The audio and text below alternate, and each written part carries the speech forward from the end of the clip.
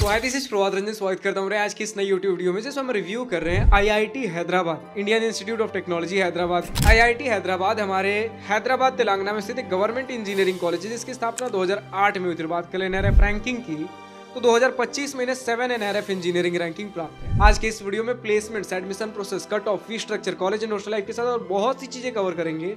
तो चलिए स्टार्ट कर लेते हैं प्लेसमेंट्स के साथ। सबसे पहले आपके सामने 2024 बीटेक बैच का प्लेसमेंट परसेंटेज है। Like computer science and engineering में 91.94%, इलेक्ट्रिकल में 86.67%। वीडियो पॉज करके बाकी सारे ब्रांचेस का देख सकते हो। हम बढ़ते हैं मीडियन पैकेज की तरफ। तो कंप्यूटर साइंस में 27.74 एलपीए, इलेक्ट्रिकल में 23.07 एलपीए, बाकी सारे ब्रांचेस का देख सकते हो। हाईएस्ट पैकेज के टर्म्स में कंप्यूटर साइंस एंड इंजीनियरिंग का 90 एलपीए, इलेक्ट्रिकल में 51.03 एलपीए। वीडियो पॉज करके बाकी सारे ब्रांचेस का देख सकते हो। फाइनली हम पहुंचते हैं एवरेज पैकेज की तरफ। कंप्यूटर साइंस एंड इंजीनियरिंग का 28.23 एलपीए, इलेक्ट्रिकल में 25.25 एलपीए और बाकी सारे ब्रांचेस का आप देख सकते हो। बात कर ले अगर हम एडमिशन प्रोसेस की, तो हर एक आईआईटी की तरह सबसे पहले आप जेईई मेन का एग्जाम दोगे। जेईई मेन क्वालिफाई करोगे तो जे एडवांस का एग्जाम दोगे। जे एडवांस में जो भी रैंक बनेगा उसके बेसिस पे जोसा काउंसलिंग के थ्रू वो कॉलेजेस एंड ब्रांचेस अलॉट होंगे। एंड एलिजिबिलिटी क्राइटेरिया के तौर पे क्लास 12 में मिनिमम 75% मार्क्स या फिर रेस्पेक्टिव क्लास 12 बोर्ड के टॉप 20 परसेंटाइल में होने चाहिए। बात कर ले कट ऑफ की, दिन आपके सामने जोसा 2025 round 6 general student gender neutral category cut off का स्क्रीनशॉट लगा हुआ है, यानी जिनके पास किसी भी प्रकार का रिजर्वेशन बेनिफिट नहीं है। अब देख सकते हो जैसे computer science and engineering close हुआ था 673 रैंक पर, इलेक्ट्रिकल 1900 रैंक पर एंड बाकी सारे ब्रांचेस का देख सकते हो। मुद्दे की बात इतनी सी है कि अब अगर आपको हर ईयर हर राउंड हर कैटेगरी कट ऑफ चाहिए देन आप कॉलेज प्रवेश की वेबसाइट पर विजिट कर सकते हो। बात कर ले फी स्ट्रक्चर की, देन आपके सामने इंस्टीट्यूट, ट्यूशन, हॉस्टल, मेस फी का स्क्रीनशॉट लगा हुआ है।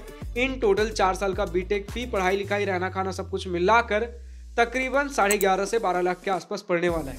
SC/ST कैंडिडेट हो देन पूरा ट्यूशन फी माफ है। अदर इंस्टीट्यूट, हॉस्टल, मेस वगैरह खर्चे लग रहे होंगे। ओबीसी जनरल कैंडिडेट 1 लाख से नीचे का इनकम सर्टिफिकेट सबमिट करते हो, आपका भी पूरा ट्यूशन फी माफ है। इसके अलावा आपके इंस्टीट्यूट, हॉस्टल, मेस वगैरह के खर्चे लग रहे होंगे। ओबीसी जनरल कैंडिडेट 1 से 5 लाख के बीच का इनकम सर्टिफिकेट सबमिट करते हो, आपका भी पूरा ट्यूशन फी 2/3 माफ रहेगा।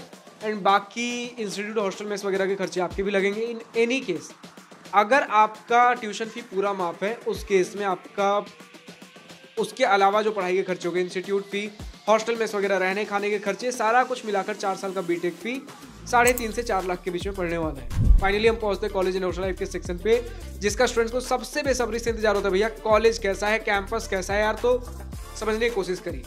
आईआईटीज आपके 3 फेज में खुले हैं। सबसे पहले जो पुराने आईआईटीज आपने देखे, आईआईटी बॉम्बे है, कानपुर, खड़गपुर, रुड़की, दिल्ली, मद्रास, ये सारे, चाहे गुवाहाटी आप ले लो, ये सारे हमारे पुराने आईआईटीज हैं। इसके बाद कुछ सेकेंड जनरेशन हमारे पास आईआईटीज है जो 2008 से 10 के आसपास खुले हैं, और कुछ थर्ड जनरेशन आईआईटी जो 2015-16 के आसपास खुले हैं। अब अगर आप बात कर लो 2008-10 के आसपास खुले हुए आईआईटीज में हमारा IIT Hyderabad fastest growing IIT है। एंड इतना फास्टेस्ट ग्रोइंग है कि जो हमारे पुराने आईआईटीज थे, इनफैक्ट आईआईटी गुवाहाटी जो हमारा हुआ करता था उसे कब का पीछे छोड़कर आईआईटी हैदराबाद इस टॉप 7 के लिस्ट में आईआईटी गुवाहाटी को पीछे छोड़ते हुए अपने आप को जगह बनाए जा रहा है। अब जब पीछे छोड़ रहा है तो हम किन किन टर्म्स में बात कर रहे हैं भैया। सबसे पहले कैंपस एरिया समझ लो 576 एकड़, चलो खैर कोई बात नहीं, ये तो चलो इतना दान दक्षिणा में मिल गया एंड कैंपस इतने बड़े एरिया में बन गया। अब इससे भी बड़ी बात, अगर आप चाहे रिसर्च फैसिलिटीज के बारे में बात कर लो, आईआईटी हैदराबाद बहुत बढ़िया देखा जाता है।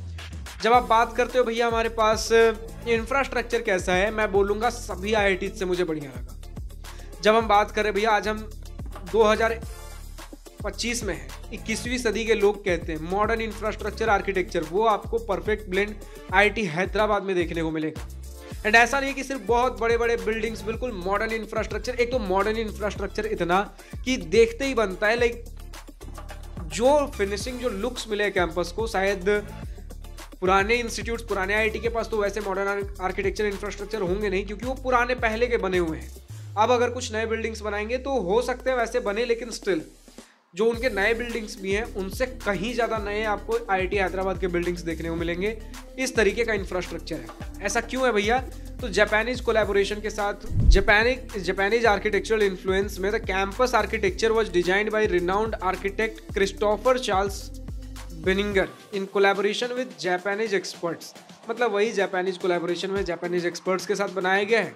कुछ Japanese elements creating a unique modern aesthetic आपका लुक कैंपस का। इसके साथ इनके हॉस्टल्स के चर्चे बहुत दूर दूर तक फेमस है भैया कि हॉस्टल्स जो हमें, और कई बार आप देखोगे ना कि इनका बिल्डिंग में ऐसा कुछ बहुत layer by layer red colour का एक कर्वी कुछ बिल्डिंग, ढेर सारा बिल्डिंग देखने को मिलेगा, यही इनके हॉस्टल हैं। एंड इनके हॉस्टल का खास फीचर ये है कि without any air conditioners, without any air condition rooms, without any AC, आपको रूम्स रेडिएंट कूलिंग के साथ देखने को मिलेंगे, यानी कि वॉल्स के अंदर आपके पास पाइप्स है जिसके अंदर कोल्ड वाटर फ्लो होता रहता है एंड एनर्जी सेव करते हुए रूम को गर्मियों के दिनों में ठंडा रखता है। अब इसके साथ इनका टारगेट है 2040 तक नेट जीरो कार्बन एमिशन का, ग्रीन हाउस इफेक्ट इनको नेट जीरो करना है। अब इसके लिए एक सस्टेनेबल एनर्जी मोड पे सोलर पैनल्स के साथ एनर्जी जनरेट करना हो, जितनी भी चीज़ें हो रही है। बाकी रिसर्च के मामले में यार IIT हैदराबाद, मद्रास वगैरह, इनसे आगे कौन है। जब हम बात करते रिसर्च वगैरह हो गए, जब हम बात करें भैया जापानीज कोलैबोरेशन भी है, तो एक हमें देखने को मिलता है इनके पास जापान करियर डे,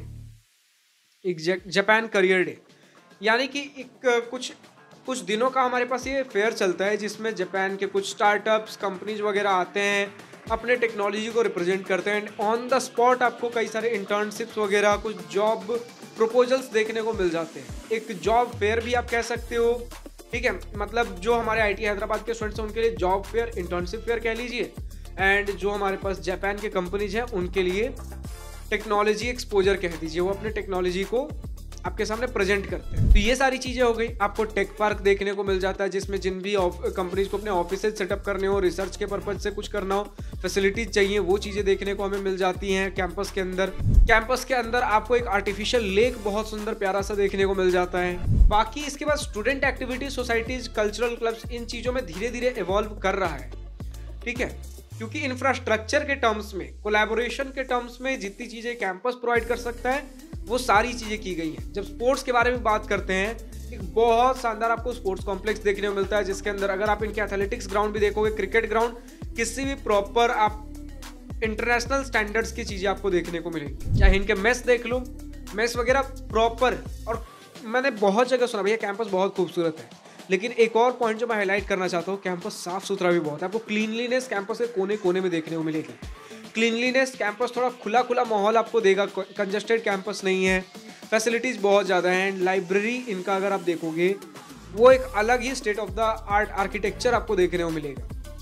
एंड इस चीज़ को डिस्क्राइब कर पाना पॉसिबल नहीं है, तो मैं चाहूँगा यार एडिटर साहब, जब हम इतनी कैंपस की तारीफ कर रहे हैं तो शुरू से जितनी भी चीज़ें मैंने बोली कैंपस के बारे में, जो चीज़ें मिल रही, वीडियो क्लिप्स वगैरह, फोटोज, सारी चीज़ें अटैच करते जाइए, क्योंकि बहुत रेयर हमें ऐसे कैंपसेस देखने को मिलते हैं कि जिसकी यार जितनी तारीफ करते रहो खत्म नहीं होगा।